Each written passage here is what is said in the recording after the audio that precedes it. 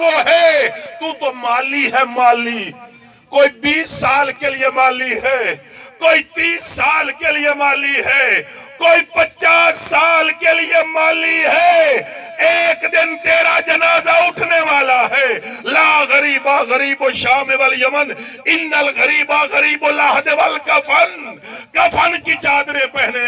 ایک دن تو دنیا سے رخصت ہو جائے گا. ٹھاٹ ادھر رہ جائے گی, تمکنت ادھر رہ جائے گی, مربع ادھر رہ گئے, وزارت ادھر رہ گئی. مشیر تھا وہ مشارت ادھر رہ گئی, تمکنت ادھر رہ گئی. بس تو وزیر تھا جب تک بدن میں روح تھی. تو زمیندار تھا تیرے بدن میں جب تک روح تھی. ٹھاٹ تھی, ادھر روح نکلی, تیرا نام بدل گیا. تیری ٹھاٹ جاتی رہی, تیری اکڑی گردنیں جھک گئی. اب تو میت بن گیا, میت.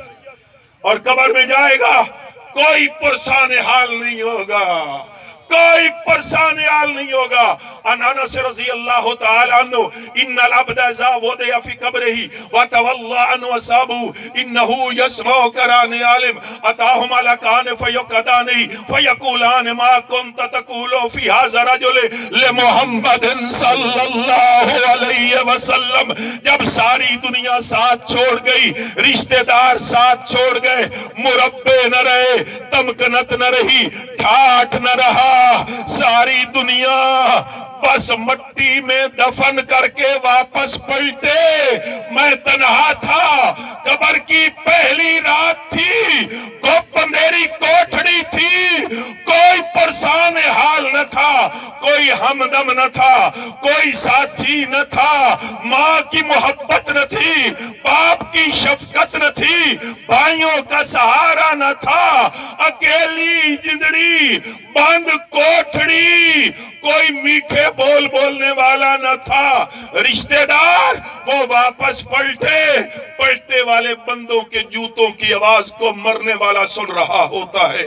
اتنی دیر نہیں گزرتی, یہ میرا حال بھی ہونے والا ہے. اور میرے صاحبوں, ہم سب کا یہ حال ہونے والا ہے. تنا وجود ہے, بند کوٹھڑی ہے, کوئی پرسان حال نہیں. یک بارگی جو دیکھا, زمین کو پھاڑ کر دو فرشتے آ گئے. فیوقدا نہیں, فیوقدا نہیں. وہ ممتحن تھے, وہ ایگزامینر تھے, وہ امتحان لینے والے تھے. انہوں نے اٹھا کر بیٹھا دیا اور سوال پوچھا, مر ربک. چشتی صاحب نام نہیں لیا کہ چشتی صاحب, نہیں کہا رانا صاحب, نہیں کہا راہ صاحب, اور راہ ادھر رہ گیا اور رانا ادھر رہ گیا, اور قبر میں سارے برابر ہو گئے. کسی کا جنازہ بڑے اونچے محل سے نکلا تھا, کسی کا جنازہ کچے کوٹھے سے نکلا تھا, مگر قبر میں پہنچے برابر ہو گئے, برابر ہو گئے. فرشتوں نے نہیں کہا کہ راہ صاحب اس سوال کا جواب دو, رانا صاحب اس سوال کا جواب دو, چودھری صاحب نہیں بھائی نہیں, چودھرٹ وہاں رہ گئی. فرشتے تو نام نہیں لیتے, وہاں نام کام نہیں آتا, وہاں چودھراہٹ کام نہیں آتی, وہاں راہ ہونا کامیاب, وہاں کا راہ ہونا کام نہیں آتا, مربع کا مالک ہونا کام نہیں آتا. وہاں پوچھا گیا مر ربک, تیرا رب کون ہے؟ نام لیا کوئی نہیں. ما دینک, نام لیا کوئی؟ ما کنت تقول, کس نے کام آنا ہے کلمہ مصطفیٰ کا پڑھنے والوں, حضور کے عاشقوں. جب ساری دنیا ساتھ چھوڑ گئی, تنہا وجود تھا, امتحان لینے والے امتحان میں مشغول تھے. یک بارگی میری قبر روشن ہونے لگی, میری قبر میں خوشبوئیں پھیلنے لگی. میں نے جو نگاہ اٹھائی تو میں نے دیکھا 14 طبق کا لاڈ پیغمبر, اے کل کائنات کا سردار پیغمبر, وجہ تخلیق کائنات پیغمبر محمد عربی میری قبر میں آ گئے. سبحان اللہ. اور صاحبہ, جب ساری دنیا ساتھ چھوڑ جائے تو محمد عربی کام آیا کرتے ہیں. یہ وہ محبوب ہے جو کسی لمحے اپنے امتی کو بے آسرا نہیں چھوڑتے. میرے صاحبوں, مجھے ایک دوست ہے, ان کی چاہت ہے کہ وہ بیان کرنا ہے, وہ درمیان میں تطبیق کر کے میں آگے چلتا ہوں. اگر وقت نے ساتھ دیا تو آگے بیان کریں گے کہ حضور علیہ السلام کسی کو اپنے در سے خالی نہیں موڑتے, آج تک نہیں موڑا, کسی کو نہیں موڑا. جو بھی آیا جب بھی آیا تیرے میرے نبی نے اس کو خالی نہیں موڑا، آج تک نہیں موڑا، اس لیے کہ اللہ کا فرمان ہے وَأَمَّا السَّائِلَ فَلَا تَنْهَرْ، میرا سونا تیرے کول خزانے دی کمی کا آئی نہیں، میں کوثر دے خزانے دے چھڈن جیڑا بوے تے آوے سونے ان جھڑکی نہیں، او دا دامن بھر کے دیمی، خدا دی رحمت برس رہی ہے تو پریشان نہیں ہونا میرے صاحبوں میرے بھائیوں۔ بس حضور علیہ السلام کی بارگاہ میں ایک شخص آیا، نام اس کا ہے سہد، کالے رنگ کا حبشی غلام ہے، حضور کی بارگاہ میں آ گیا، عرض کی یا رسول اللہ ایک مسئلہ پوچھنا ہے۔ آقا نے فرمایا کہ صحابی کا کام ہے مسئلے پوچھنا اور نبی کا کام ہے مسئلوں کے جواب دینے، نبی تو آیا اسی لیے ہے کہ تمہارے سوالوں کے جواب دے، وہ نبی نہیں ہوتا جو کچھ نہ جانتا ہو۔ بھائی عبداللہ دا پڑھے ہوا شاگرد تبوں سارا جانے، کسے اسماعیل استاد دا پڑھے ہوا تبوں سارا جانے، جڑا رحمان دا پڑھے ہو کچھ نہ جانے، ویلے مولوی رولے گتی ودن کی آئے نہ جاندا تے آئے نہ جاندا، بھائی وہ سب کچھ جانتے تھے اللہ کی عطا سے۔ صحابی عرض کی یا رسول اللہ میرا ایک مسئلہ ہے، آقا نے فرمایا پوچھو کیا مسئلہ ہے؟ عرض کی یا رسول اللہ اے دسو کالے رنگ دیا بندے جنت جامنا ہے کہ کوئی نہیں؟ سبحان اللہ، سوال بڑا عجیب تھا، کالے رنگ دیا بندے جنت وہ کالا تھا، سہد غلام تھا، عرض کی یا رسول اللہ حبشی غلام تھا، کالے رنگ دیا بندے جنت جامنا ہے کہ نہیں جامنا؟ حضور علیہ السلام نے فرمایا میرا سونا صحابی باہمیں کالے رنگ دا، لیکن حضور نے فرمایا اور میرا سونا جنت میں جانے کے لیے رنگ کا کوئی عمل دخل نہیں، کالا ہو یا گورا ہو، تو جانتا نہیں میرے بلال کو رنگ کا کالا ہے، چلتا زمین پر ہے، سمیت و دفع نالین کا یا بلال، اسی کالے رنگ کے حبشی غلام جو مدینے کی گلی میں چلتا ہے اس کے پیروں کی چاپ میں جنت کے دروازے پر سنتا ہوں۔ سبحان اللہ، سبحان اللہ، رنگ کا عمل دخل نہیں ہے، جنت میں تو ایمان اور عمل کے ذریعے جانا ہے۔ اس آکھیا جے کالا رنگ جنت جامن تو رکاوٹ نہیں ہے، کالا رنگ اگر جنت میں جانے سے رکاوٹ نہیں بن رہا تو میری شادی کے لیے کالا رنگ کیوں رکاوٹ بنا ہوا ہے؟ سبحان اللہ، آپ کے چہرے پر سوال ہی ایسا تھا کہ یا رسول اللہ، اصل وہ جو پہلا سوال تھا نا وہ اس سوال کی بنیاد بنا رہے تھے کہ آقا اگر کالا رنگ جنت میں جانے کے لیے رکاوٹ نہیں ہے تو میری شادی کے لیے کیوں رکاوٹ بنا ہوا ہے؟ کوئی رشتہ ہی نہیں مجھے دے رہا کالے رنگ کی وجہ سے۔ حضور تاجدار کائنات صلی اللہ علیہ وسلم نے فرمایا اب تو اس دروازے پر آ گیا ہے جس دروازے سے کبھی کوئی سیل واپس نہیں گیا، تجھے ساری کائنات نے ٹھکرا دیا تو میرے دروازے پر آیا، جا اے سہد حبشی غلام، مدینے میں سب سے رئیس آدمی عمر ابن وہب ثقفی، اس کی ایک خوبصورت بیٹی ہے کنواری، اس کے دروازے پر چلے جاؤ اور عمر کو کہو کہ محمد نے بھیجا ہے کہ اپنی بیٹی کا رشتہ تیرے ساتھ کر دے۔ سبحان اللہ، سمجھے نہیں ہو، بیٹی بھی خوبصورت ہے اور ہے بھی مدینے کا بڑا رئیس اور بھیجا ہے محمد عربی نے، میرے بیٹو صدقے جائے۔ تو سہد میں ترنگ آ گئی، امنگ آ گئی، امید پیدا ہو گئی، تیز چلا، حضرت عمر ابن وہب ثقفی کے دروازے پر آیا، دستک دی تو حضرت عمر ابن وہب ثقفی دروازے پر آئے، کون؟ کہنے لگا سہد ہوں، کس لیے آئے ہو؟ عرض کی خود نہیں آیا، کالی کملی والے نے بھیجا ہے۔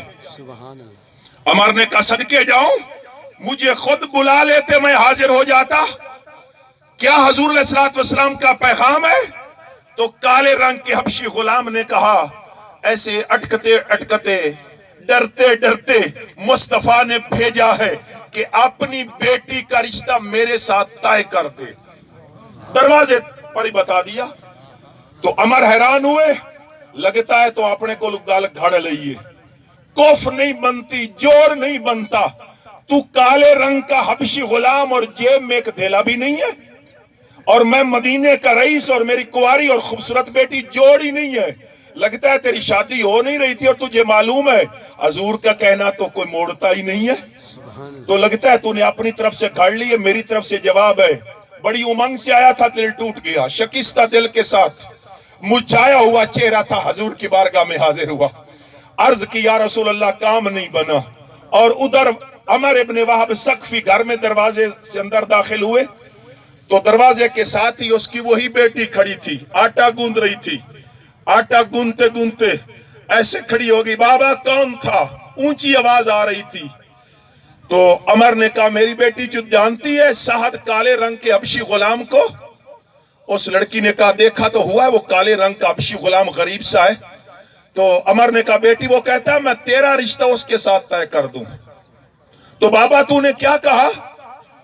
तो अमर कहते हैं बेटी मैंने क्या कहना था, जोड़ ही नहीं बनता। मैंने उसको जवाब दे दिया, कदमों में गिर पड़ी, रो पड़ी। बाबा उसने कहा नहीं था कि मुझे काली कमली वाले ने भेजा?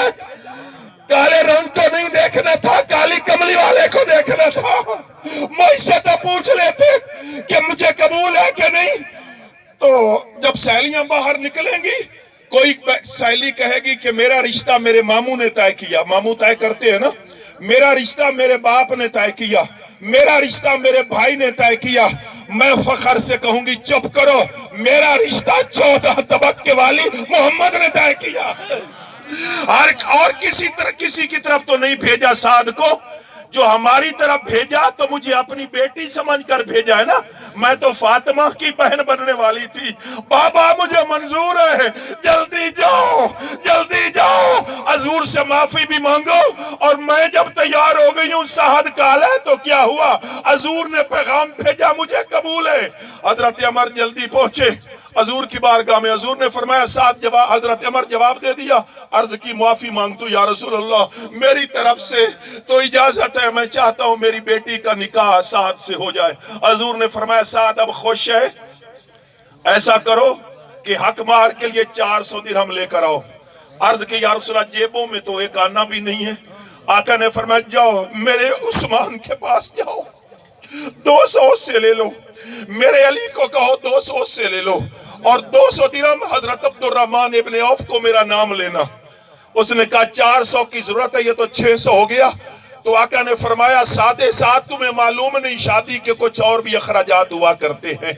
वो गया, उन्होंने कहा ये 200 वो हुआ जो हजूर ने कहा है, ये हमारी तरफ से आपको ऊपर ये मुबारक के कि हजूर ने हमें याद किया। काफी सारे पैसे बन गए। वापस पलटा, हजूर की गोद में फेंके। हजूर पाक ने फरमाया जाओ पहले बाजार से कोई कपड़ा तो खरीद लो, सौदा तो खरीद कर लाओ, तेरा निकाह होना। बाजार गया, सबसे पहले कपड़े की दुकान पर गया और पूरा थान ही खरीद लिया।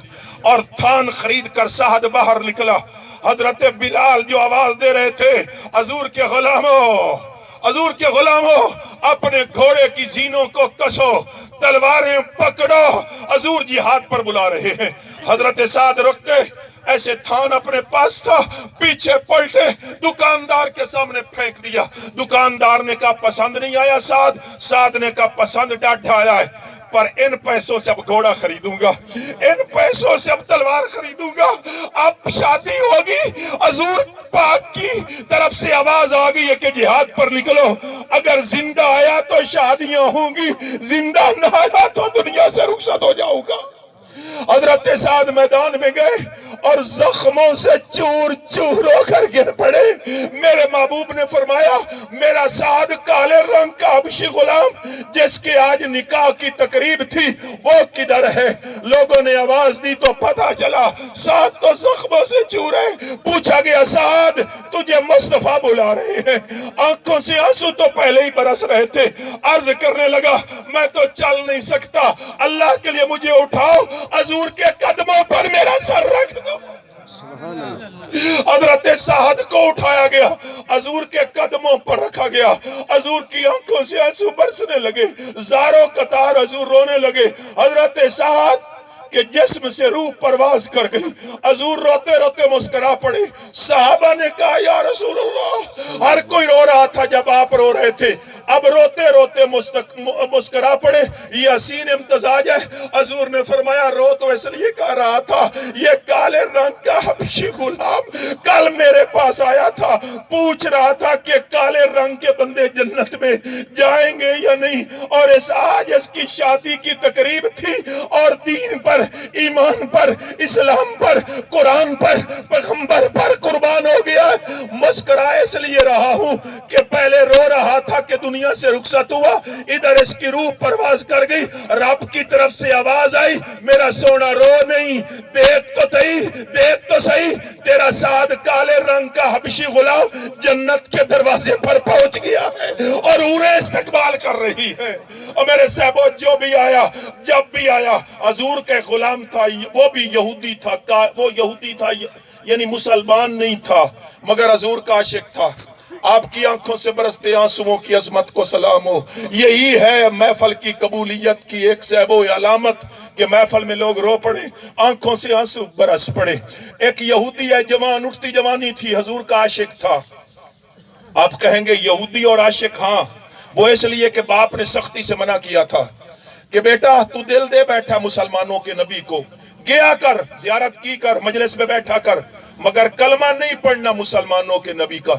اگر کلمہ پڑھا تو میں تجھے قید تنہائی میں ڈال دوں گا، تو مسلمانوں کے نبی کی زیارت سے محروم ہو جائے گا۔ اس جوان نے مناسب اور غنیمت سمجھا، چلو کلمہ نہیں پڑھتا تو یہودی رہتا ہوں مگر حضور کا دیدار تو کرتا رہوں گا، حضور کے سونے مکھڑے کو تو تکتا رہوں گا۔ اب جاتا حضور کے جوڑے اٹھا لیتا، حضور کے جوڑے، سبحان اور اللہ، جوڑے اٹھا کر سینے سے لگاتا تھا، سینے سے، جس کو حضور کے جوڑے مل جائے۔ اور میرا حنیف بھائی، حضور کے جوڑے تھے اور یہودی جوان کے سینے پر تھے، سینہ حضور کے جوڑوں سے ٹھنڈا ہو رہا تھا اور آنکھیں حضور کی دیدار کی لذت سے سرشار تھی۔ ایسے کھڑا رہتا، حضور کے چہرے کو تکتا رہتا، آنکھوں سے آنسو برستے رہتے۔ روز اس کا روٹین جاب تھا، معمول کا کام تھا، حضور کے جوڑے اٹھاتا، جب تک حضور تقریب میں رہتے وہ جوڑے اٹھا کر ایسے سینے پر رکھتا، آنکھوں پر رکھتا، سر پر رکھتا، حضور کے چہرے کو تکتا رہتا۔ اور کافی مہینے گزر گئے، اس کا یہ کام رہا۔ آخر ایک دن بیمار پڑ گیا، کوشش بہت کی کہ جاؤں مگر اٹھ نہیں سکتا تھا، نکاہت اور کمزوری اتنی آ گئی، اٹھ نہیں سکا۔ عشق کا سمندر تھا سینے میں۔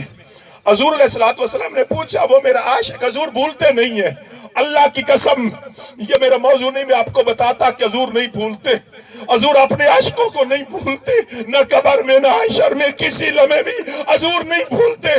حضور نے پوچھا، وہ میرا عاشق ادھر ہے جو میرے جوڑے اٹھاتا تھا، جو سینے پر رکھتا تھا، میرا دیدار کرتا تھا یہودی جوان کی طرح۔ صحابہ نے کہا، یا رسول اللہ سنا ہے بیمار ہو گیا ہے۔ حضور نے فرمایا، سب نماز پڑھ لے، آج سارا مدینہ اس کے گھر جائے گا، اس کی عیادت کو جلتی ہے۔ سبحان اللہ، ہم سکے بھائی کی عیادت نہیں کرتے، حضور یہودی کے گھر جا رہے تھے۔ حضور علیہ السلام آگے مدینے کی گلیاں تھی، ایسے گلیوں سے گزرتے ہوئے یہودی کا گھر آ گیا۔ جب یہودی کا گھر آ گیا تو گھر کی حویلی کا دروازہ کھلا تھا۔ حضور جیسے سامنے آئے تو وہ جو یہودی جوان تھا جس کے سینے میں عشق کا سمندر تھا، موجیں مار رہا تھا، تڑپ رہا تھا، جیسے حضور کو دیکھا تو باپ کو وادی، بابا ادھر دیکھ میرا محبوب کتنا وفادار ہے، 2 دن نہیں گیا تو محبوب دیدار کرانے خود میرے گھر آ گیا ہے۔ باپ جلدی آیا، اپنے بیٹے کی سراندی کھڑا ہو گیا، اور وہ جو عاشق تھا اس نے کہا کہ حضور آئے ہیں تو اٹھ کر استقبال کروں، قدموں پر گروں۔ اٹھنے کی کوشش کی مگر کمزوری اتنی تھی، بیماری کی وجہ سے نقاہت اتنی تھی، اٹھ نہیں سکا۔ جب وہ بے بس ہوا تو آنکھوں سے آنسو بارش کی طرح اور گرنے لگے کہ محبوب گھر آیا، میں استقبال بھی نہیں کر سکا۔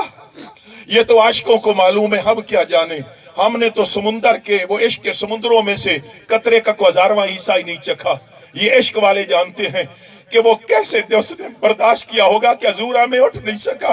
اٹھنے کی 100 بار کوشش کی، جب نہیں اٹھ سکا تو پھر رونے لگا۔ حضور قریب آئے اور آقا علیہ السلام نے دیکھا تو حضور کی نگاہ نبوت نے جان لیا، یہ تو چند گھڑیوں کا مہمان ہے میرا عاشق، یہ تو دنیا سے جانے والا ہے، یہ تو کفن کی چادریں پہننے والا ہے۔ حضور سراندی بیٹھ گئے اور اس یہودی جوان کے سر کو اپنی گود میں رکھ لیا۔ سبحان اللہ نہیں آپ نے کہا، اس سے زیادہ بختوں کی بلندی کیا ہو سکتی ہے کہ مرتے وقت سر حضور کی گود میں آ جائے۔ یہودی عاشق کا سر حضور کی گود میں تھا اور حضور علیہ السلام سمجھ گئے تھے کہ اب چند گھڑیوں کا مہمان ہے اور ہے یہودی، سیدھا دوزخ میں جائے گا، مگر حضور کی رحمت کی غیرت نے برداشت نہ کیا۔ ہو میرے جوڑے اٹھانے والا اور جائے دوزخ میں۔ حضور نے روتی آنکھوں کے ساتھ کہا، بیٹا کلمہ پڑھو، کلمہ پڑھو۔ وہ جو ساتھ باپ کھڑا تھا جو روز منع کرتا تھا کلمہ نہیں پڑھنا کلمہ نہیں پڑھنا، اس نے دنیا سے رخصت ہوتے وقت اپنے باپ کو دیکھا، بابا جی اب بتاؤ کلمہ پڑھوں کہ نہ پڑھوں، اب بتاؤ ہائے ہائے کلمہ پڑھوں کہ نہ پڑھوں؟ تو باپ نے کہا بیٹا میں تیری آخری حسرت کیسے پوری نہ کروں، تو جوان ہے، ماشاءاللہ تواڈے جوان بیٹے سلامت رہیں، اللہ تواڈی اولاد نو سلامت رکھے۔ یہ اولاد کا جنازہ اٹھانا مشکل ہوتا ہے، دنیا ویران ہو جاتی ہے، دل کی حرکتیں بے ترتیب ہو جاتی ہیں اور جگر پھٹ جاتے ہیں، کمر دوری ہو جاتی ہے، آنکھوں کا نور ختم ہو جاتا ہے، دنیا کا سکون جاتا رہتا ہے۔ درد اولاد دا ہر نو ہوندا، اے ڈاٹھا درد وبالے چھٹیا تیر ہجر یعقوب نبی نو، ریا روندا 40 سالے، خوش بسدے ویڑے احمد کو اور نہ لگیا یار زوالے، اور کون پوچھے بی بی زینب کو اور جدے کوس گئے کربلا لے۔ باپ نے کہا بیٹا اپنی قسمت پر ناز کر، ہر کسی کو تو یوں محمد کلمہ پڑھانے نہیں آتے جیسے تیرے پاس آئے ہیں، اور تیری زندگی کی آخری سانس ہے جو محمد کہتا ہے کہہ ڈال۔ ادھر باپ نے بھی پڑھا، ادھر بیٹے نے بھی پڑھا، لا الہ الا اللہ محمد الرسول اللہ، ادھر کلمہ پڑھا، ادھر روح قفص عنصری سے پرواز کر گئی، حضور کے ہاتھ اٹھے، الحمدللہ الذی انقذ اللہ بی من النار، انقذ اللہ بی من النار۔ اللہ تیرا شکر ہے میں محمد کے وسیلے سے تو نے میرے عاشق کو دوزخ کی آگ سے بچا لیا۔ جو بھی آیا